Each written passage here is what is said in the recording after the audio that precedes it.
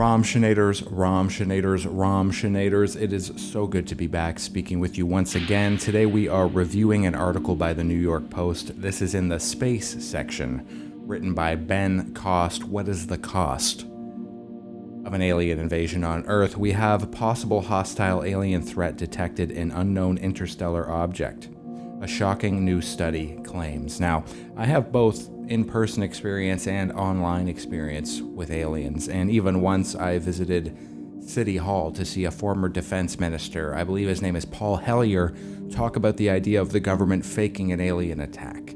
And this sort of thing, up until a little while ago, I remember back 20, 30 years ago, I'm a very old man, I remember this would be on par with the New York Post publishing that orcs were coming from Mordor. But here we are, the New York Post is telling us that they're telling us with 100% certainty, as far as I've read so far, this is 100% certain there's going to be an alien invasion. And the people who are going to survive are the people who watch Romshii Radio. These are the people who are tapped in, the people who are dialed in, the people who stand on their roof every night as I do and just think alien thoughts so that they will be attracted to us, so that they will know that we are on their side. The alien homing system is what I call it. A mysterious intergalactic object could potentially be a hostile alien spacecraft that's slated to attack our planet in November. So now we have a date. November is a shit month. To be honest, it's good that we're getting the summer out of the way. November is a shit month. My birthday's in November. I'm allowed to say that, okay?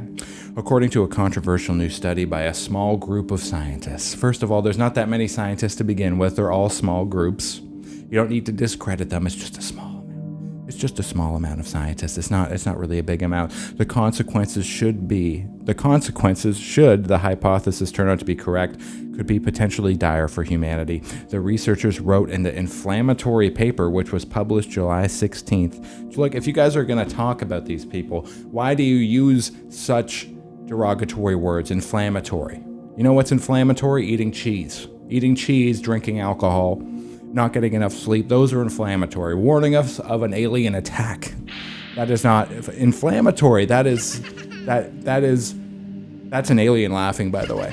So when I say that I've had experience both online and in person with aliens, I have talked to aliens online. You can do this fairly easily. I'm not going to tell you where to do it. You can just, if you were a truth seeker, you will find a way to speak to an alien online. It's a bit harder to get them in person, but when you do get them in person, they're very nice and very accommodating. So I've told them about this show. I've told them about everything that we do and how cool you are.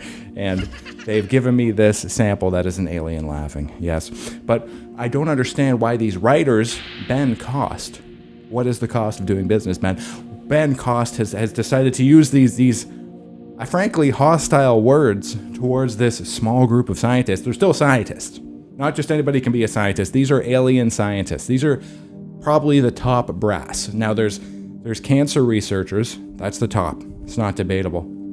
Underneath that, we've got global warming people, researchers. So we've got cancer, we've got global warming. Underneath that is alien scientists. And there's a small group because it ain't crowded at the top. You feel me, player? You feel me, player? It ain't crowded at the top. These scientists are few and far between. You and I may never meet somebody as smart as a scientist, yet Ben Cost here thinks he can call them inflammatory. The only thing inflammatory is the milk and cheese, okay? And the alcohol, and they're not getting enough sleep. Dubbed 31 Atlas, the interstellar entity was discovered on July 1st, rocketing toward the sun at more than 130,000 miles per hour, Live Science reported. Less than 24 hours later, it was confirmed to be an interstellar object, with initial observations suggesting that it could be a comet that measured up to 15 miles in diameter, larger than Manhattan. Now, we have been, as a society, conditioned to always think about New York. I don't know what this is, okay? Most movies set in New York are filmed in Toronto, Ontario, Canada, the real greatest city in the world, the real hub of culture worldwide, Toronto, Ontario, Canada. If every show, if every movie, if every TV show that was actually filmed in Toronto but said it was in New York had to say it was in Toronto, Toronto would be the biggest city in the world. We would be saying, it's bigger than Toronto. The alien spaceship's bigger than Toronto. Who cares about Manhattan? Okay, I've never been there. I'm never going there. Are we living in a post-shock society? Are we living in a post-shock society? Have you ever asked yourselves that? With all the horrible things going on in the news and basically 100% proof that the people who run our society are perhaps the worst people who have ever lived, do we live in a post-shock society? Is there anything that can truly stir us out of our sleepwalk, out of our stumbling through life? Okay, because we've all figured out the game is rigged. We don't want to play anymore, yet we're forced to play this game. We were born into the game. From day one, it was rigged against us. We see all of the flashing screens, all the algorithms playing with our minds, taking up our thoughts, wasting our life, sucking us in, and spitting us back out again, and we just can't take it anymore. And then the New York Post says that an alien invasion is coming, and nobody cares. Nobody cares. Now, this is in theory post-shock, but the truth is about civilizations and people, when it comes down to it, when the alien spaceships are hovering over your house in Manhattan, you are going to be shitting your pants and begging for life and praying to God. Doesn't matter how atheist you are, or how numb you think you are, or how much you think you want it to happen. I've seen it. When the day comes and the Reaper is at the door, you will be begging for one last breath. You will be thinking about all the plans you had next week. I still have to do laundry. Wow. I still have to do laundry. I was supposed to meet up with my friend. I was going to reach out. Now the aliens are here. I had so many plans. I wanted to grow plants on my balcony. I just can't do that anymore because the aliens are here, and you're going to start thinking of all these beautiful human things that you were going to do. And that's just how it is. That's part of the human condition. We take things for granted until it's too late. And we almost can't even see outside of the walls of our own disillusionment, the walls of our own entanglement with these ideologies that nothing matters, the game is rigged, these realizations that our dreams may never come true, so what's the point of even trying?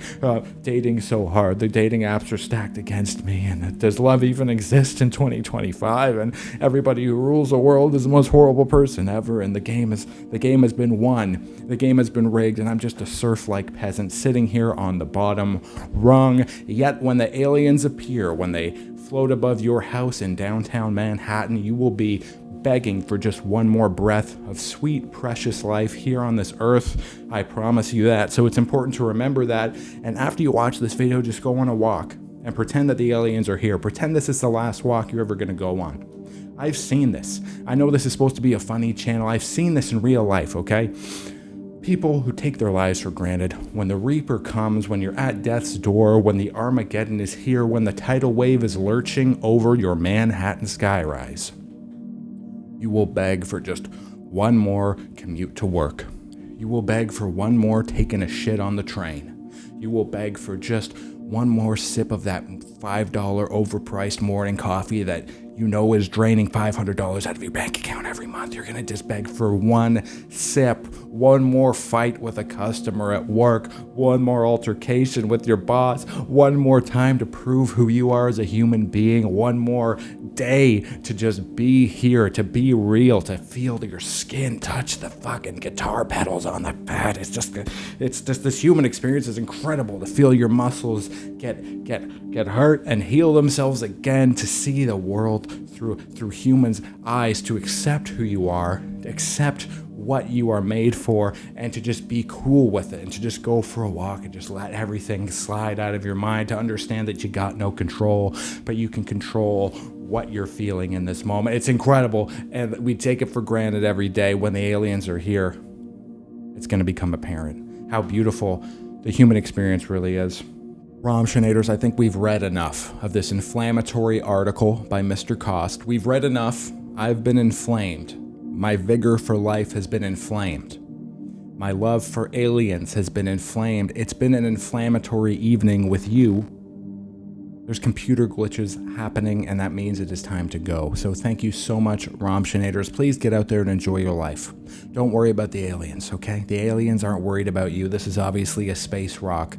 The aliens are already here, and they're not from space. They're interdimensional. They don't travel the way that we do. They don't travel that way. So please subscribe down below. If you want to leave me a comment, please comment down below. I am enjoying my human life, and I would appreciate that. Thank you so much, Romshinators. See you in the next video. Have a good one.